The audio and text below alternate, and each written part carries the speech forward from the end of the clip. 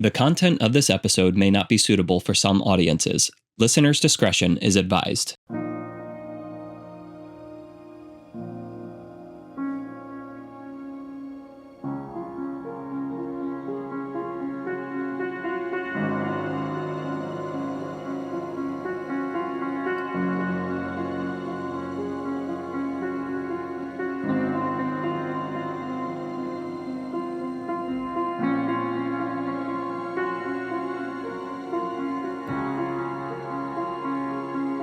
Welcome to the place of rest, where our aim is to give you language that helps you displace the growing confusion, chaos, and dis-ease of our times.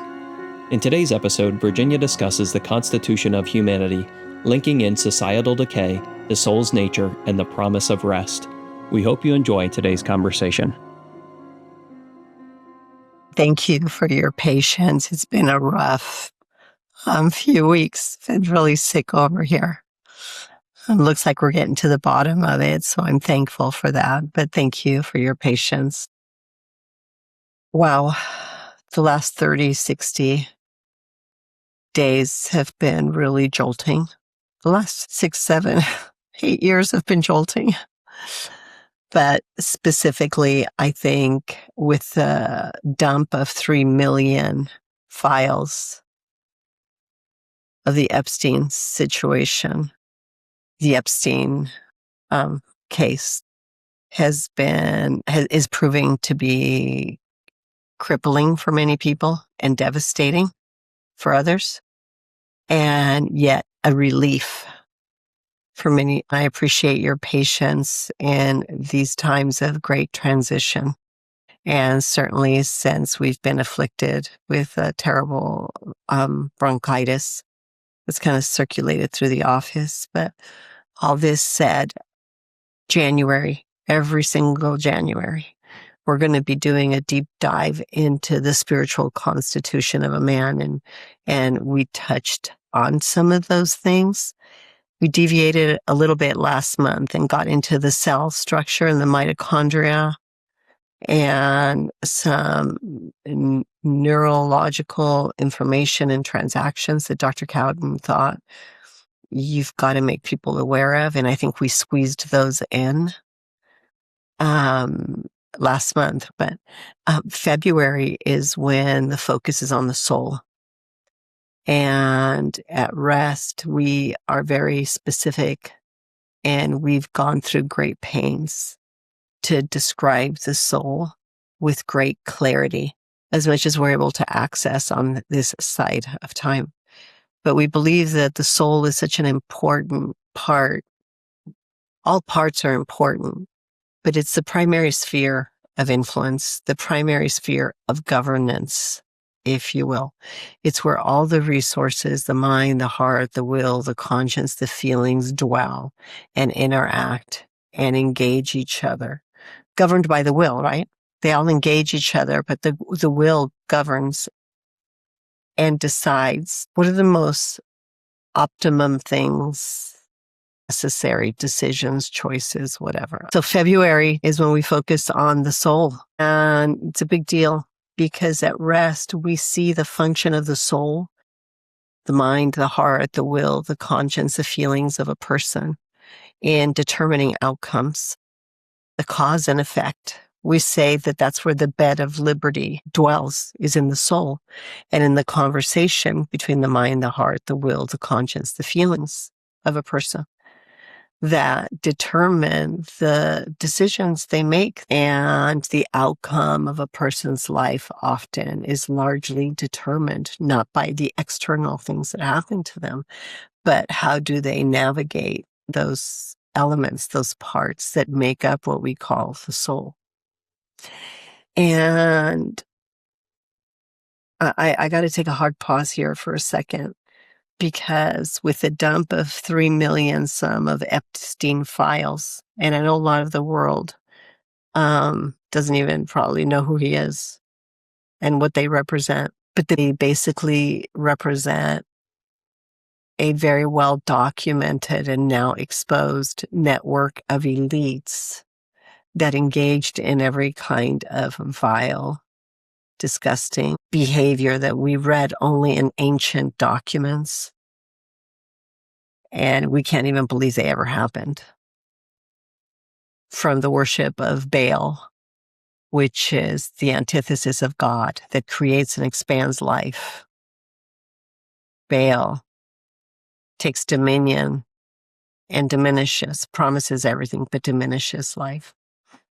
But it's the alternative to God. And then you have the Ashtar, and that's the seductress, the pagan view, at least, of the Holy Spirit, if you will, that seduces us to make choices, or invites us, I should say, and compels us to make choices that expand life. And then, of course, we have the view of the human body, which the pagan view of the human body and the ancient view is it's something to be used and disposed of at will. But certainly there's another ancient narrative that says, no, your body is the dwelling place of God. And so we have this emergence now in very practical, accessible, albeit difficult things to process, this dark trinity, if you will. That is the antithesis of a triune God, creator God, sustainer God, and physical God manifested in the person of Christ said he came and embodied. That's consistent with our anatomy, by the way. But we have that dynamic showing up now in emails, in correspondence, that in fact people at the highest levels of government have given themselves into these religious practices of worshiping pagan gods and becoming gods unto themselves. And why do I bring that up? Because all those transactions take place in the soul of a man. Everybody's presented with choices and decisions, and some run in repulsion from them, and others indulge them for power and money. And whether things that expand life or diminish life, whether they're pagan ideas or sacred ideas of our humanity, those decisions are negotiated in the soul. And it's right in front of us every day. We see just the corruption of things that we once held sacred. And that was the triumph of the human spirit and the nobility, the standard that, I don't know, integrity, nobility, character, conscience, everything that is life-giving that I think is instrumental to advance life. And that is when we can celebrate the triumph of the human spirit. But as we focus on the soul of a man, we can't miss the reality of what's happening all around us. In Washington, in Iran, globally, nationally, in every institution, health institutions, and now with the release and the information dump of 3 million text messages, emails, video footage, hidden cameras used to blackmail and manipulate the affections of global leaders, we see that something really disturbing is upon us. And the consequence on the general population, whether they realize it or not, is devastating.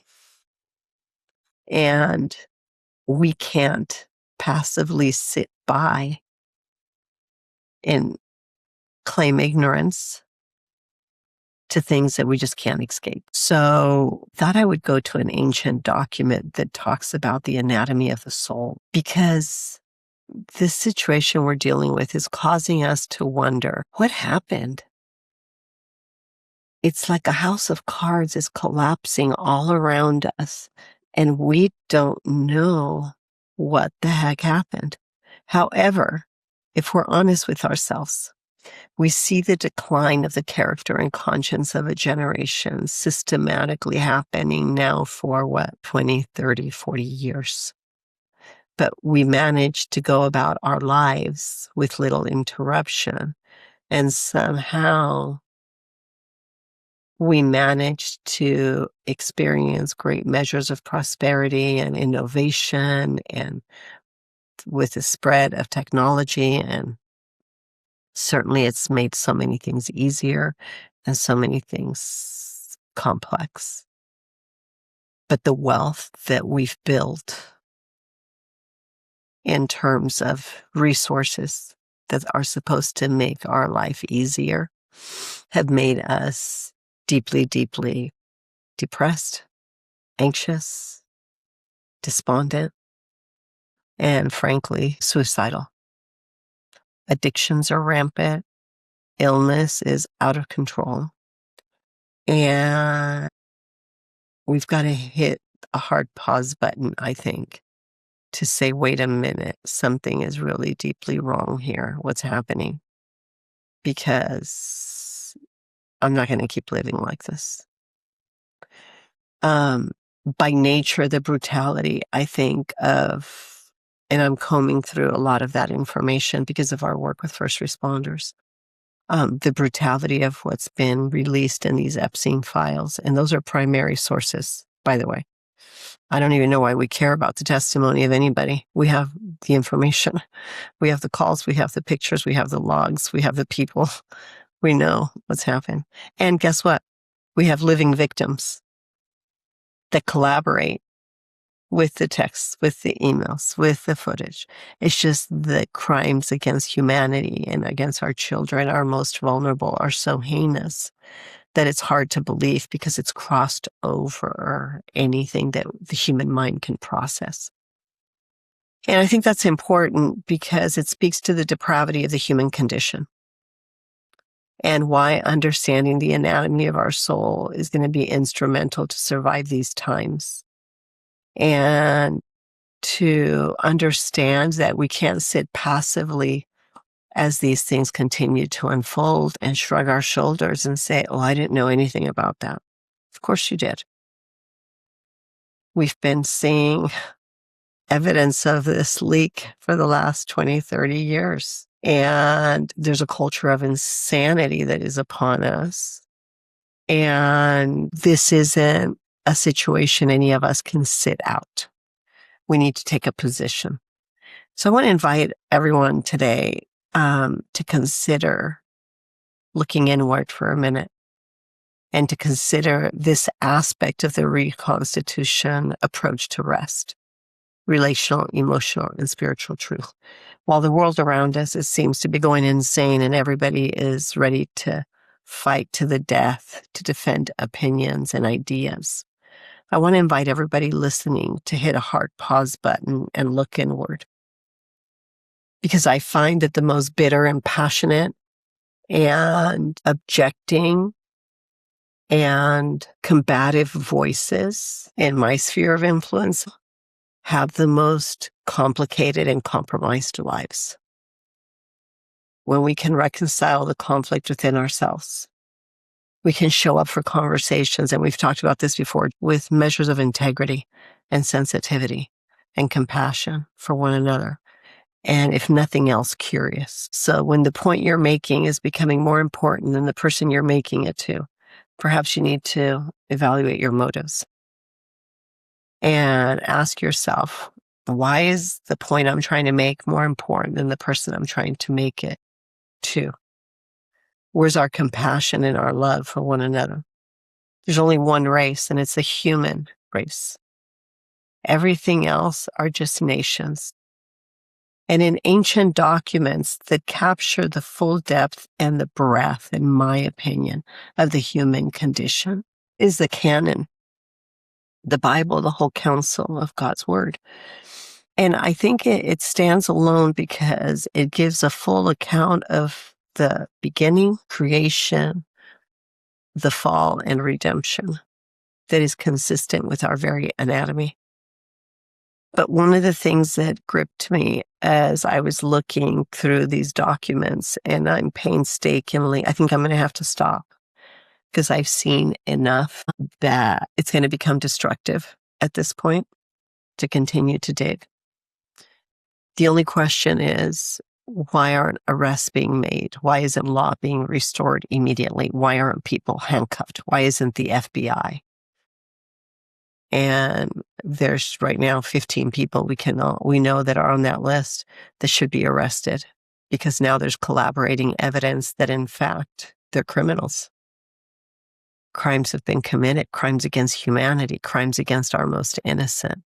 And what's more chilling is the nature of the crimes delve into the topic we just finished, and that's the spiritual constitution and the very complexity and anatomy of the molecular and cellular structure of a human being. So it's absolutely disgusting to see the mind control and the PSYOP programs that we are going to have to resist if we're going to stay united. This isn't a right or a left situation. This is a good and evil. This is the question of good and evil. This is a question of things that advance life or diminish life. This is a question now that we have to ask ourselves is, which side of this equation am I going to stand on? And what are the implications of silence? So with that, I want to draw our attention to why we experience so much success at R.E.S.T. We just ran statistics, and out of 40-some first responders and highly, highly compromised men that have to show up to face the music as a consequence of much of what I just spent all this time discussing. And we had a 96% success rate. And that's unheard of. So this reconstitution approach to healing is not only remarkable and extraordinary, but it's transformative. And I want to explain why. We want to focus on the soul. And the soul is a primary sphere of government. And just because of the limitations right now that I am subject to, that I have to live with, I just want to give a quick overview of why this is so important. And I'd like to draw our attention to an ancient document and break it down perhaps more than we have in times past, so that people can have a measure of confidence in accessing rest and by understanding the anatomy of their soul. I've often said on this podcast that the greatest leader that ever lived, certainly the most prolific and controversial, invited humanity to rest. Come, reconcile the confusion, chaos, and dis-ease you have within yourself. Come, reason with me. My yoke is easy, my burden is light. Come and learn from me. And I think that's such a refreshing invitation, because it's one that at least can give us measures of curiosity. So I want to go back to the ancient document here. And the command to come, extended by Jesus of Nazareth, very well documented, and whose life was personally substantiated by thousands of years of recorded history. When he said come in the Greek, it's like come here now. It was a command. It implies movement towards the speaker. So it wasn't this passive invitation, but there was almost an urgency associated with it towards me. It indicates directional, indicates intimacy. It's not just a place, but it's into the presence of something. Completely inclusive. No one is excluded based on status, on type, or anything. It's a universal invitation to humanity. And it's especially if you're weary and you're tired. Do you know that in the original language, it means working to the point of utter exhaustion? So the invitation is extended to those of us that are trying so desperately to displace the confusion, chaos, and dis-ease in every area of life and thrive, right? And establish families, build businesses, and just do good things. we can see how taxing that can be, especially in light of this political, economic, geopolitical climate we find ourselves in. So it's for people who are working to the point of exhaustion. But I love it. What I appreciated most in the original language and connected to the states of being, heavy burden being a load, and a load isn't necessarily something you're picking up, but the load is something that is an imposition on you by virtue of the times. Case in point, we have 3 million documents that are primary sources that have been released on the Epstein files that are completely clarifying what's happened in America and the political landscape. And it's one of unprecedented corruption beyond our wildest imagination. Dating back, honestly, to pagan practices that we've all read in ancient documents, but we never believed people were capable of such atrocities.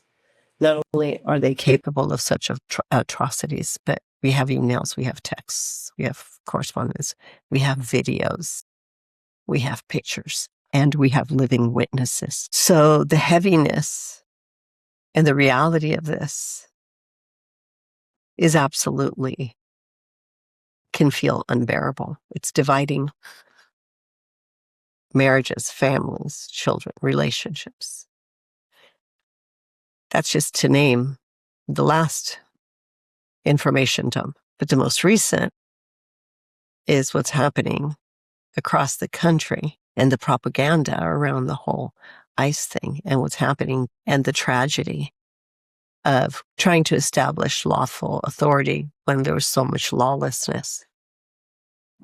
And people stand on various sides of that conversation as well.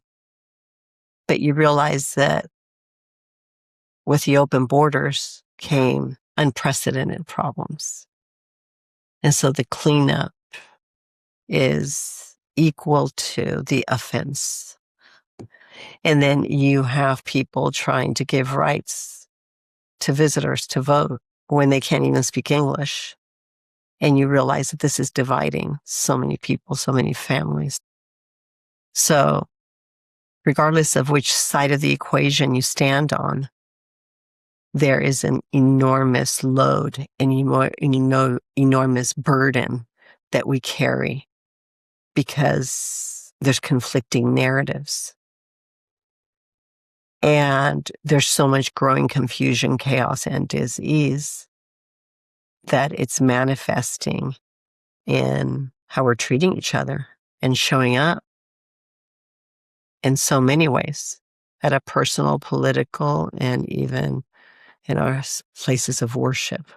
The blessing, I think, of this last 3 million document dump is that we see the spiritual constitution of this problem.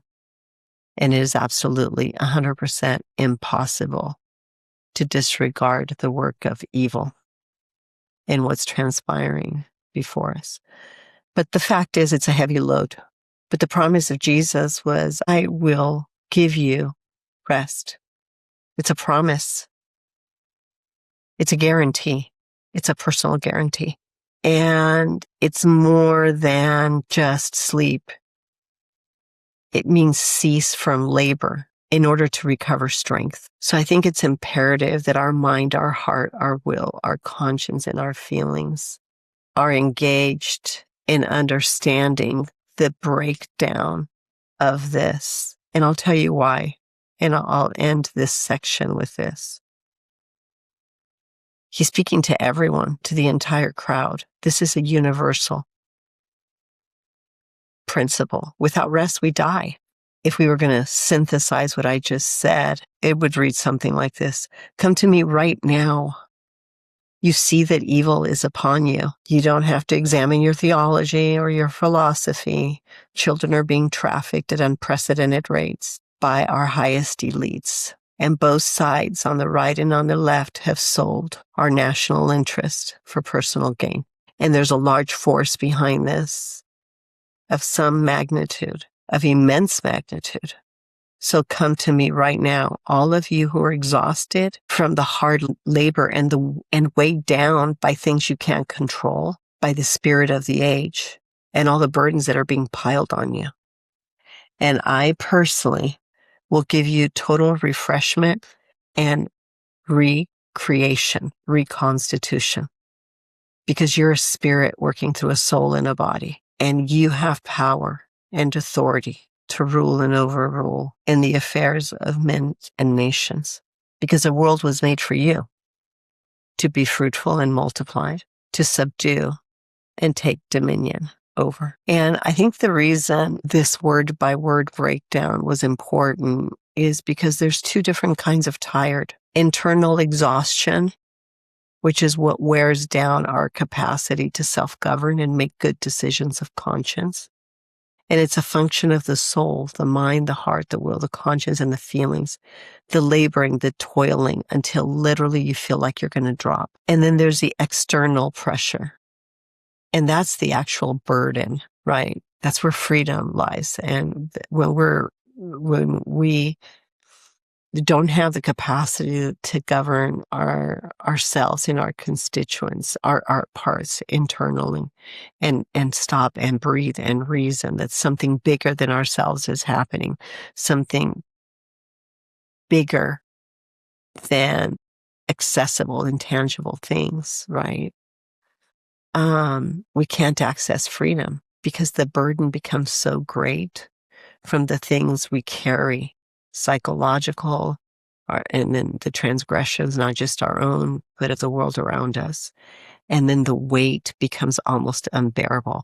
And I think Jesus addressed both the work that we do and the weight that we're wearing. And of course, at R.E.S.T, we have data-driven, evidence-based program that helps us access that information and that data. So I'd like to break down the yoke metaphor and how rest is actually achieved next time. Sadly, my lungs don't have a lot more capacity, and I'm not able to do more than that today. But the anatomy of the yoke is really, really significant in not just surviving the age and the intensity of what we're all individually and corporately experiencing, but in accessing unbelievable resource we have to not just endure, but to thrive in the weeks and months ahead.